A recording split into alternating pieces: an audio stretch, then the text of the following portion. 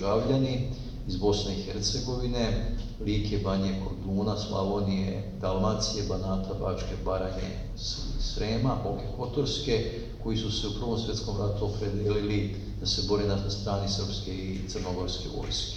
Oni su bili građani Austro-Ugarske, u percepciji svoje države oni su bili veleizdajnici i u slučaju da budu zarobljeni, čekao ih je preti sud, bili su kažnjavani najčešće vešanjem. Njihove porodice su bile internirane u logore širom Austro-Ugarske, imovina im je bila konfiskovana. Znači, to su bili ljudi koji su bili unapred osuđeni na smrt.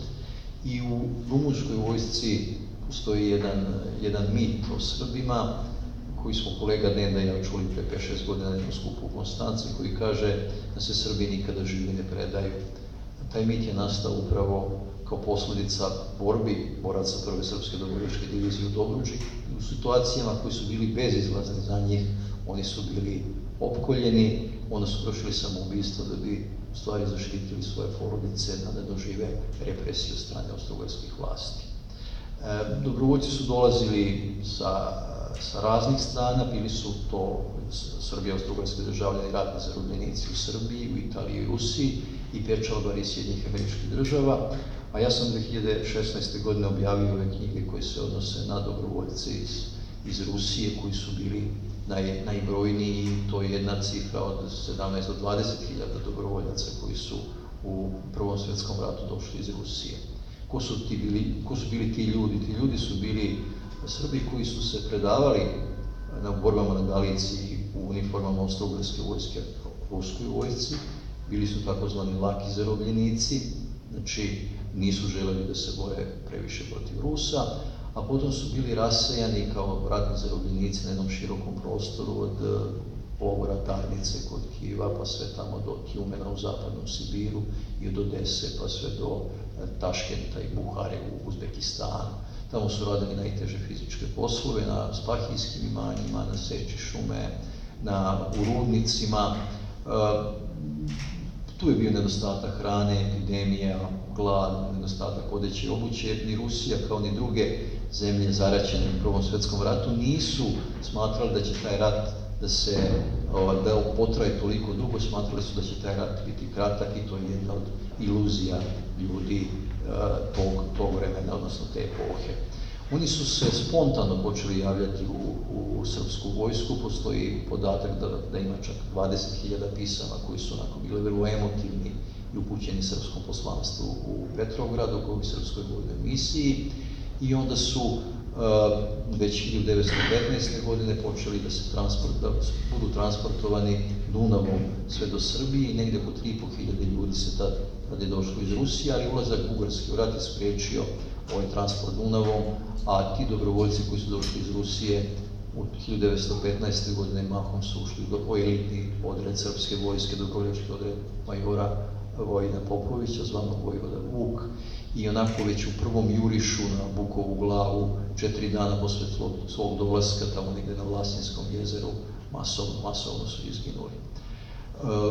Dobrovoljci u Rusiji, jedna stvar koju prati ova knjiga prati praktično ne ono što su radile države, iako i države ovde postoje, i interesi srpske vlade, i Crnorukaca, i ruske vlade, odnosno Austro-Ugarske, ali pre svega prati malog čoveka, običnog čoveka, prati srpskog dobrovoljca, seljaka koji je bio jedva pismen i koji je u tom vremenu burnih, radikalnih, velikih lomova, kako je zgusnute istorije, zgusnute i frekventne istorije koje je donao Prvi svjetski rat, oni su tim znači, nemirnim vremenima u stvari menjali državu, menjali su uniformu, u trenucima kada je Srbija bila pokorena, u trenucima kada nije izgledalo da Srbija može dobiti rat, oni su bivali dobrovoljci srpske vojske i prijavljivali su srpsku vojsku gotovo u bezizlaznim situacijama.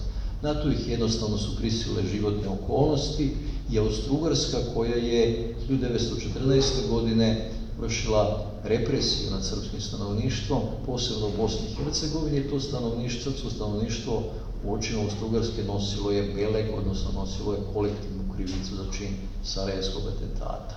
I pre nego što je Austro-Ugarska vojska počinila zločine nad civilnim stanovništvom u Srbiji, Austro-Ugarska je prethodno objavila već rat delu svojih srpskih podanika, naročito na prostoru Bosne i Hercegovine, vršeći represiju nad njima. I oni u ovom vremenu, kada se pokreću rat i kada njihovi životi su u pitanju, odlučuju da postanu dobrovoljci srpske vojske. Menjaju državu, menjaju uniformu. Istovremeno u tim burnim vremenima oni su pritisnuti čak sa 4 ideologije, odnosno 4 ideološka principa, što izaziva uzbunu u njima. Znači, jedno jeste lojalnost Austro-Ugarskoj, čiji su državljani bili, a personifikacija te lojalnosti je Franjo Josif, austro-ugarski vladar Habsburške monarhije. To je vjernost suverenu. Drugi princip koji su se oni javili u dobrovoljci, druga ideologija je bila srpska nacionalna ideja, odnosno želja da se ujedine svi Srbi u jednu državnu celinu.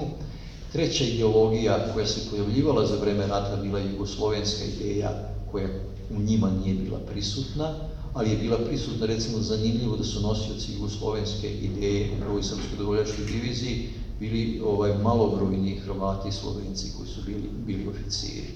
I od 1917. godine to je boljševička ideologija. Možete zamisliti te jedva pismene seljake u toj neprekidnoj borbi u nepoznatom svetu, u borbi za životni opstanak, u potrebi da biološki opstanu, kakva uzbuna nastaje u njima kada se pojavljuju te razne ideje koje bujaju u vreme Prvog svjetskog rata i koje su negde, neke od njih su anahrone, a neke od tih ideja su sasvim moderne, a neke od njih su radikalne, poput ideja boljševičke ideologije. Ova knjiga prati njih, znači prati promene u njima, prati tu vrstu nečega što se dešava u njima, način na koji oni u stvari od tih austrougarskih podanika postaju srpski dobrovoljci. Istovremeno knjiga prati jednu situaciju koja govori o tome da oni izlaze iz okvira jedne države, iz okvira jedne uniforme, ulaze u drugu državu, a istovremeno se nalaze u jednoj vrsti vakuma.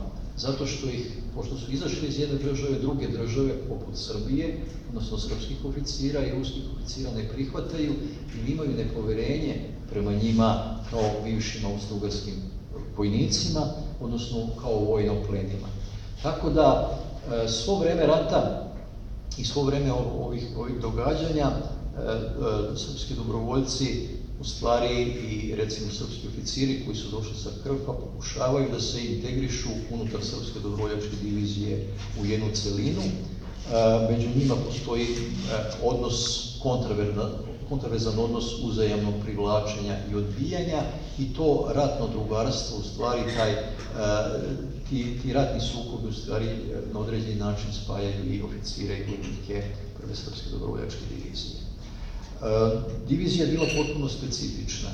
Znači, ona se sastojala i od ljudi koji su, komadni kadar činili su oficiri srpske vojske koji su došli sa Krfa, 132 oficira. Zatim, deo niže komadnog kadra činili su oficiri dobrovoljci, Srbi, Hrvati, Slovenci, Česi, Čeha je dosta bilo među srpskim dobrovoljcima. Masu vojnika činili su upravo Srbi koji su poticali iz ovih krajeva. Divizija je bila po ruskom ustrojstvu formirana, istovremeno dobrovoljci su prošli austrougarsku vojnu obuku, srpska vojna obuka je bila različita, dobrovoljci su bili različitog starosnog doba, različitog zdravstvenog stanja, različitog iskustva i prolazili su nejednaku obuku u srpskoj vojsci. Ruska vlada, koja je krenula u opremanje dobrovoljaca do prve srpske dobrovoljačke divizije, samo ih je delimično opremila ratnom opremom, što zbog toga što nije mogla ni sama da opremi svoje jedinice usled toga što nije mogla da izdrži dugi totalni rat, ali sami dobrovoljci su smatrali da je to bio izraz nepoverenja prema njima kao austrougarskim vojnicima. Uoči borbi u Dobruđi oni su dobili samo 150 metaka, dobili su stare puške Mannlicherke, austrougarske koje su bile vrlo loše, dobili su municiju koja nije bila odgovarajuća i nisu dobili šaržere. I te puške su oni koristili kao jednometke i u borbama sa elitnim bugarskim pukovima iz Treće armije oni su išli na nož, išli su na bajonet da bi došli do boljeg bugarskog naoružanja. I u tome jeste njihova tragedija. Njihova tragedija je u tome što su oni u stvari dobijali bitke, dobijali bojeve protiv Bugara i Turaka, ali su bili primorani da se neprekidno povlače jer su ruske i rumunske trupe bile slabog kvaliteta, Bugari su ih pobeđivali i stalno je ta vojska dobrovoljačka koja je dobijala bitke morala da bude u stanju povlačenja što je demoralisalo same borce. Divizija je također bila izložena i nečim što se zovu srpsko-hrvatski sukobi. Jugoslovenska ideja koja je proklamovana Niškom deklaracijom 1914. godine tražila je u stvari da se u rovovima u Dobruđi, kao i kasnije na Solunskom frontu, nađu i hrvatske i slovenačke mase. U prvoj srpskoj dobrovoljačkoj diviziji mahom su gotovo isključivo su bili Srbi, izuzev ovih oficira, Hrvata, Slovenaca i Čeha. I onda, pošto se ova divizija izuzetno dobro pokazala u borbama na Dobruđi, izvršena je nasilna mobilizacija Hrvata, Srba i Slovenaca, njih 20.000. Težilo se formiranje druge srpske dobrovoljačke divizije i onda smo vidjeli u stvari stanje jugoslovenske ideje u masama. Oktobar, novembra 1916. došlo je do hrvatske pobune i došlo je do toga da hrvatski vojnici koji su prisilno mobilisani od dobrovoljce masovno odbijaju da pristupe dobrovoljcima, došlo je do oružanih sukoba, pale su tu i mrtve glave i pokazalo se u stvari u masama da jugoslovenska ideja ne postoji, pokazala se sva krhkost jugoslovenske ideje. Kasnije među dobrovoljce došle su ideje bolševičke revolucije i negde posle bitaka na Dobruđu kraja 1916. pa sve do 1918. dok oko 13.000 ovih dobrovoljaca nije došlo na Solunski front, ta dobrovoljački pokret u Rusiji je u stanju hronične krize. Zato što oni su jednostavno nagrizeni hrvatsko-srpskim sukobima, ali pre svega idejama bolševičke revolucije, pravde, slobode, jednakosti, zemlja seljacima, fabrike radnicima, što je dovelo do toga da izađe oko 13.000 dobrovoljaca, da izađe iz srpskog dobrovoljačkog korpusa, odnosno dobrovoljačkog korpusa Srba, Hrvata i Slovenaca i da se kasnije priključi ili bolševicima ili belima ili da jednostavno lutaju tom beskrajnom Rusijom u tom vrtlogu revolucije. Šta treba još istaći? Treba istaći da su ti jedva pismeni ljudi koji su živjeli u stanju duge istorijske i kulturne statike u svojim selima u Bosni, Lici, Hercegovini, Banatu i Bačkoj, odjednom uleteli u strahovitu dinamiku i strahovitu mobilnost. Znači, oni su mobilisani, došli su do Galicije, rasuli se kao dobrovoljni, kao zarobljenici širom Rusije, došli na